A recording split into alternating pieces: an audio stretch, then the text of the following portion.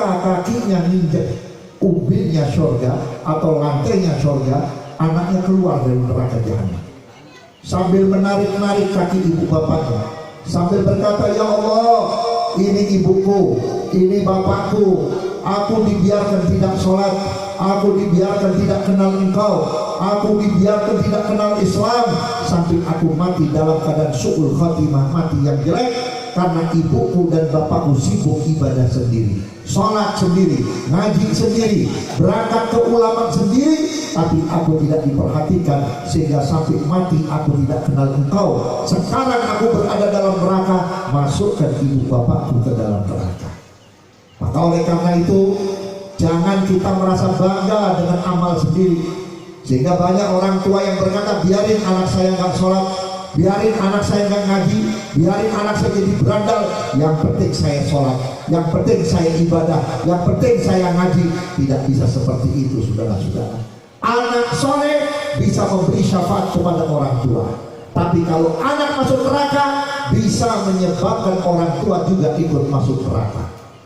Ketika anak kita nanti dibangkitkan oleh Allah dari kubur, pertama yang dilihat ibunya sedang tersiksa dengan panasnya matahari, bapaknya tersiksa dengan sengatan matahari, sehingga ibunya berteriak, bapaknya berteriak, ya Allah ampuni aku gak kuat kepanasan. Sang anak berkata, ya Allah, kalau ada amalku yang kau terima, ya Allah, walaupun sedikit, berikan kepada ibuku, berikan pada bapakku, ya Allah, supaya bapakku tidak tersiksa dengan panasnya matahari. Langsung dijawab oleh Allah. Allah berbicara kepada anak kita, hai hambaku, kalau engkau ikhlas di dalam beramal ketika engkau hidup, ibu bapakmu pasti akan aku masukkan surga bersama kamu. Kamu bisa kenal sholat karena ibu bapakmu ikut berusaha mengajarkan kamu ke pesantren, ke madrasah, sehingga kamu bisa sholat. Kamu bisa baca Quran karena ibu bapakmu, sehingga ibu bapakmu aku masukkan engkau ke dalam surga. Ini bagi orang tua yang perhatian. Tapi bagaimana orang tua yang tidak peduli?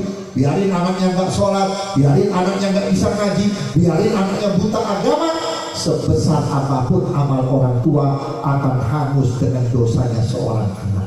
Maka oleh karena itulah, dengan peringatan Isra wal Mi'raj ini, kita sekaligus diingatkan, jangan sampai kita terlena, jangan sampai kita nanti pulang menghadap Allah tidak punya apa-apa hanya gara-gara seorang anak. Pertanyaan Allah kepada Nabi Muhammad, ya Muhammad, ana liman ya Muhammad, aku ini Tuhan untuk siapa?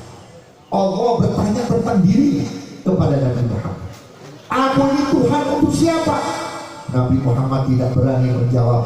Nabi Muhammad pada waktu itu panas dingin, berkeringat, badannya lemah, gak kuat, sehingga Allah berkata, ya Muhammad, ada liman yusalli alaika, aku adalah Tuhan bersama orang-orang yang bersolawat kepadamu. Artinya orang yang masih cinta kepada Nabi Muhammad berarti orang itu mendapatkan backingan langsung dari Allah. Orang yang cinta kepada Rasulullah berarti masih dibela oleh Allah. Siapa yang bersolawat kepada Nabi Muhammad berarti dia dekat kepada Allah. Pantas kalau Allah Ta'ala di dalam firman-Nya menggunakan kalimat ya ayyuhalladzina amanu, tidak menggunakan ya ayyuhal muslimun, tidak menggunakan ya ayyuhan nas, tapi yang digunakan ya ayyuhalladzina amanu. Kenapa ya ayyuhalladzina amanu? Karena orang beriman itu mahabbahnya kepada Nabi di atas rata-rata, di atas segala-galanya. Sehingga Nabi pun pernah menyatakan dalam hadis yang diriwayatkan oleh Imam Bukhari Muslim, la yu'minu ahadukum, kalian tidak beriman kepada Allah, kalian belum beriman kepada Allah, walaupun tiap hari bertiap saya mukmin, saya mukminah, kalau belum mencintai aku melebihi daripada ibu bapaknya, kalau belum mencintai aku lebih daripada atasannya, kalau belum mencintai aku lebih daripada harta dan kekayaannya. Kenapa? Semua yang dicintai tidak akan bisa menolong kita. Ibu sayang kepada suami, cinta kepada suami, di akhirat suami ibu gak bakal dekat dengan ibu. Bapak cinta kepada istri, sayang kepada istri, di akhirat istri gak bakal mau kenal kepada suami. Kenapa? Karena pada waktu itu semua pada takut. Anak tidak mau dekat kepada bapak, anak tidak mau dekat kepada kepada ibu. Kenapa? Takut nanti anaknya dituntut gara-gara ibu bapak. Suami takut dituntut gara-gara istrinya.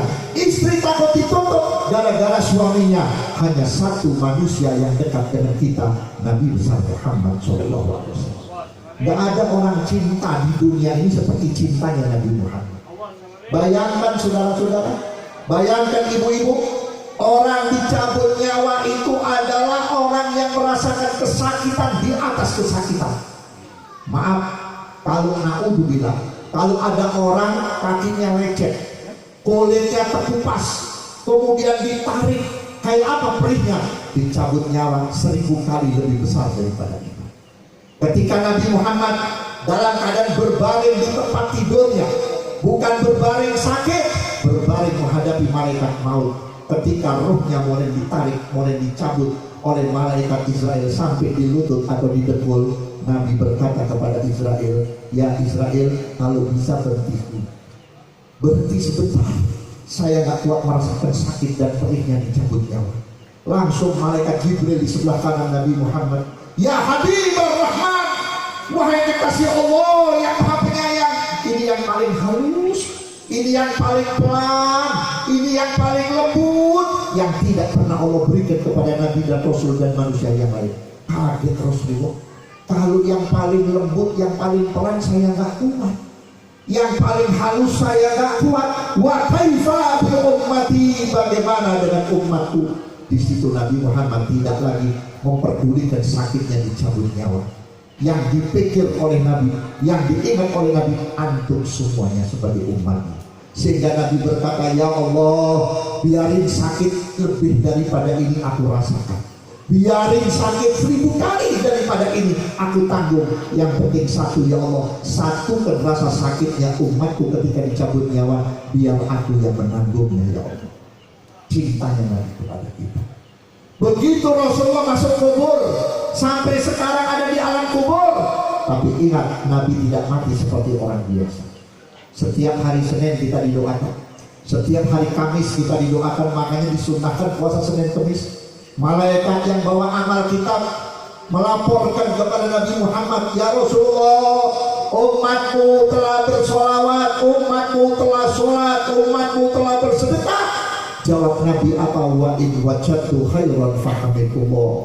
Kalau aku dapati amal perbuatan umatku baik, aku bersyukur kepada Allah dan aku doakan umatku. Tapi sebaliknya, kalau aku mendapat laporan tentang kejelekan amal umatku, tentang kesalahan umatku, aku mohonkan ampun ya